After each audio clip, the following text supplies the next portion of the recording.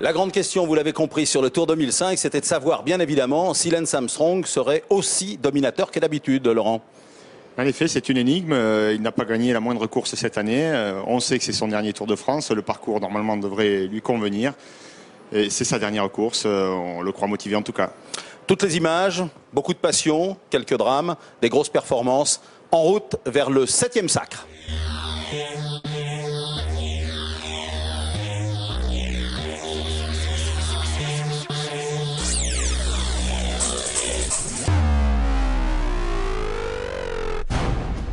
Attention, c'est l'heure.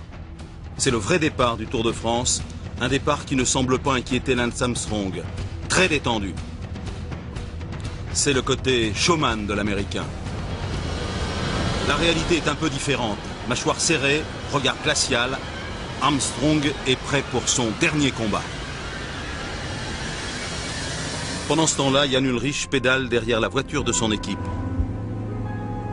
Nous sommes à la veille du départ du Tour de France. Jan Ullrich, surpris par un freinage brutal, traverse la vitre arrière du véhicule. Bilan léger, une coupure au cou. Il ne sait pas que le pire est à venir dès le lendemain.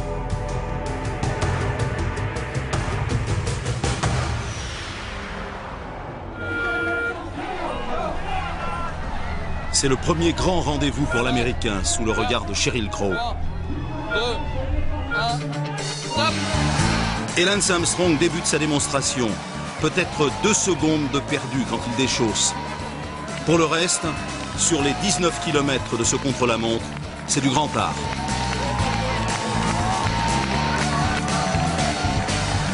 Une démonstration, une humiliation aussi pour Ullrich. Dépasser l'Allemand parti 1 minute avant l'Américain ne peut que constater sa supériorité. À l'arrivée, Armstrong prend plus d'1 minute à ses principaux adversaires.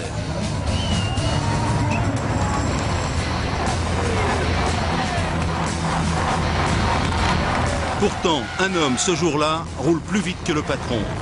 Plus de 54 km/h de moyenne. Américain, ancien coéquipier d'Armstrong, c'est monsieur David Zabriskie. Ce jour-là, il perpétue une belle tradition. C'est un inconnu du grand public qui va revêtir le maillot jaune. Bravo à David Zabriskie, donc le corps de l'équipe CSC qui a 26 ans devient... Lance Armstrong en vert, c'est insolite.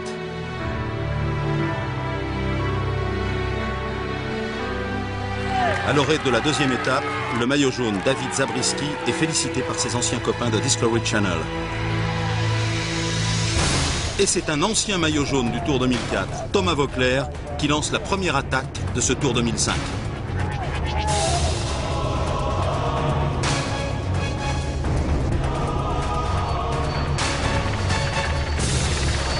Entre Chaland et les Essarts sur les routes vendéennes, le Tour à la rencontre de son public. Devant, le V de Voeckler nous rappelle celui de Virenque quand il remporte le premier grimpeur. Joli coup de panache pour Thomas Voeckler.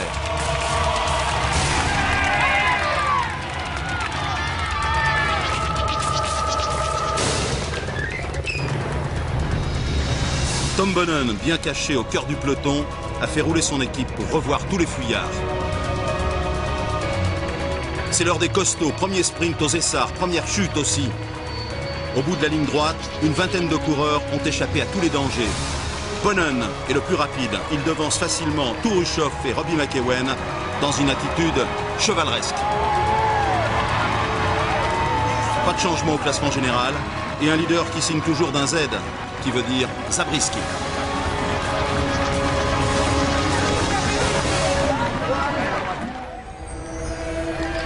Il y a du soleil sur ce troisième jour du Tour de France.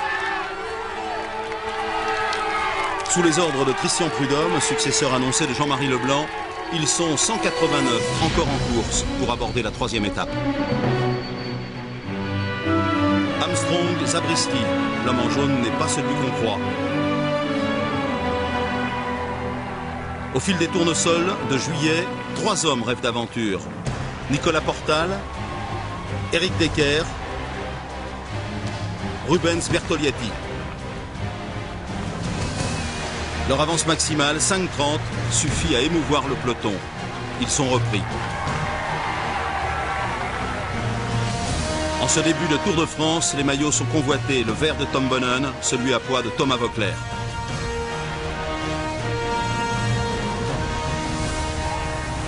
On est à l'endroit le plus haut de la Vendée ici. Mais bien connaître le Tour ne suffit pas pour gagner. Voeckler sprint, mais il perd son maillot. Voici maintenant le bleu de la Quick Step. On s'approche de l'explication finale. C'est quelques centaines de mètres sans filet quand les funambules s'expliquent à la pédale. À Tours, comme la veille, Tom Bonnen est sans rival. Son maillot vert se détache devant Vrolich et O'Grady. McEwen, coupable d'avoir gêné O'Grady, est classé dernier, bien loin de l'homme le plus rapide du Tour.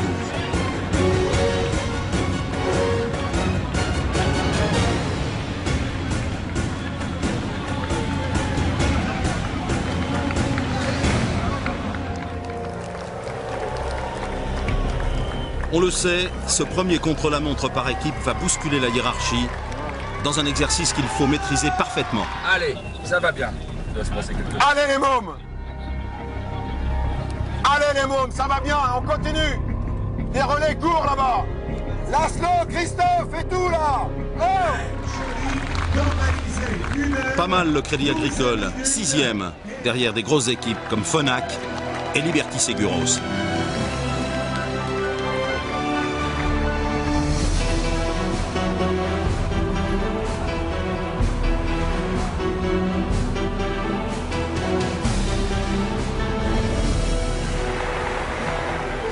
Le podium, c'est bien connu, c'est le domaine réservé des grands.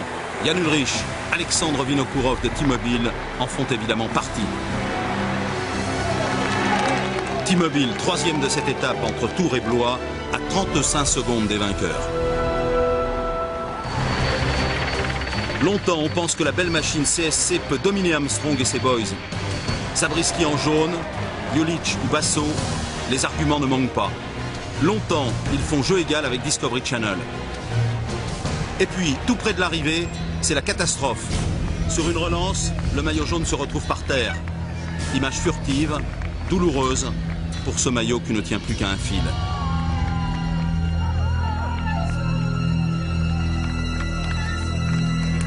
Deux secondes, 2 petites secondes, c'est le retard des CSC sur la ligne.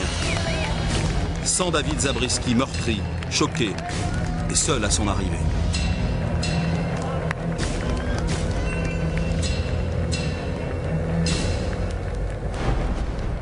Coup du destin, ce destin que Lance Armstrong a su renverser après son cancer.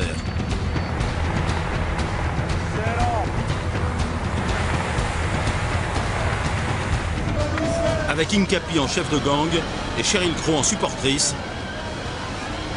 Discovery Channel atteint son objectif, prendre du temps à tous les autres prétendants. C'est gagné, Armstrong en jaune sur le Tour, tout est en ordre.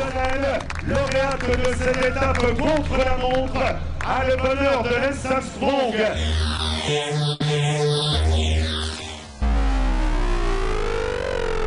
Après un contre-la-montre par équipe très disputé, qui a été marqué par la chute spectaculaire de David Zabriskie, Lance Armstrong prend le maillot jaune malgré lui. Que va-t-il faire? Va-t-il le défendre ou va-t-il le laisser filer?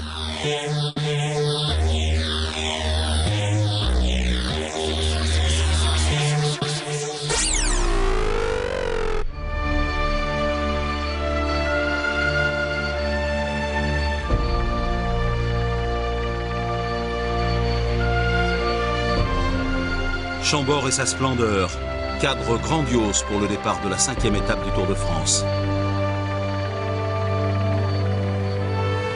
Avec un tour sans maillot jaune, Armstrong, grand seigneur, refuse d'endosser la tunique que Zabriskie a perdue la veille, à la suite d'une chute. Le geste est beau, mais règlement oblige, le boss est contraint d'enfiler ce maillot qui lui appartient depuis 1999.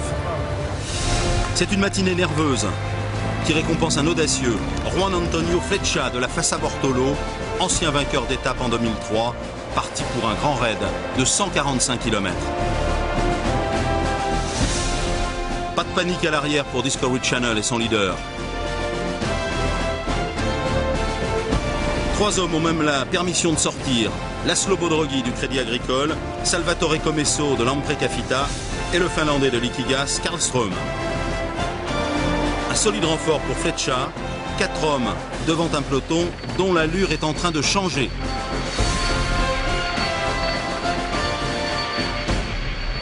À l'arrière, les Discovery ont lâché les commandes. Désormais, David Amon-Lotto et Quick-Step sont aux avant-postes. C'est un danger pour l'échappée. Les 4 hommes sont repris à 11 km de l'arrivée. Et c'est groupé que le peloton découvre Montargis.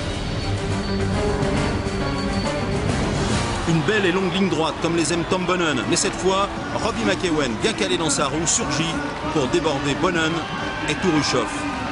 McEwen, enfin vainqueur sur le Tour 2005. Le peloton, un drôle de géant qui se regroupe au départ sous les ordres de Christian Prudhomme. Départ réel donné de cette 6e étape du Tour de France. C'est un petit matin brumeux, presque frais.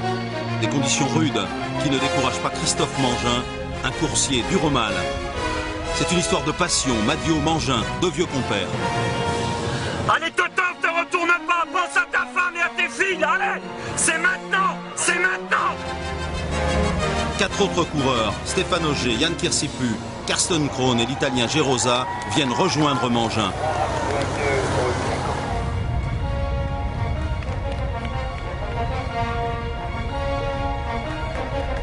Mangin et ses copains devant, le peloton complètement transi et trempé derrière.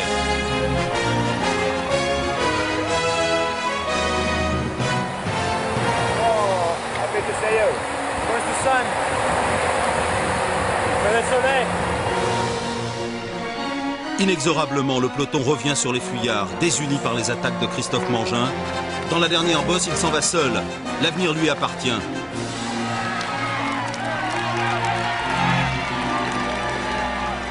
Kirsipu et Gerosa sont repris.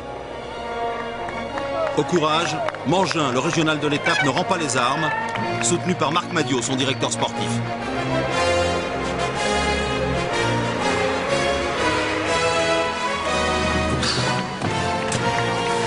Allez mon petit, allez, encore, Totov. Jusqu'au bout, tu vas y croire. Jusqu'au bout, mon.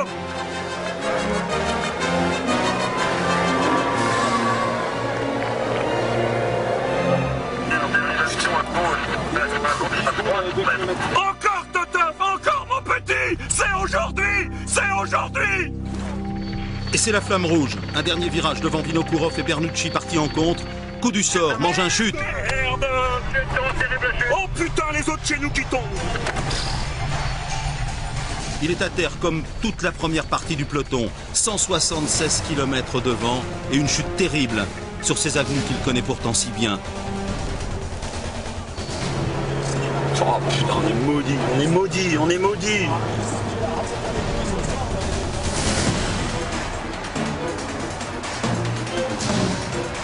C'est le chaos sur le tour, sale journée sous la pluie et la consécration pour un Grégario. Dans la ligne droite, Lorenzo Bernucci, un inconnu, s'impose devant Alexandre Vinokourov. Jour de gloire pour cet équipier vainqueur d'une étape longtemps promise à Christophe Mangin. Je suis triste pour lui, vraiment triste. C'est pas souvent que je pleure, mais là... Je méritais pas ça. Blessé à l'œil, Christophe Mangin lui passe la ligne grâce aux soins du docteur Porte. Il repartira le lendemain matin avant d'abandonner.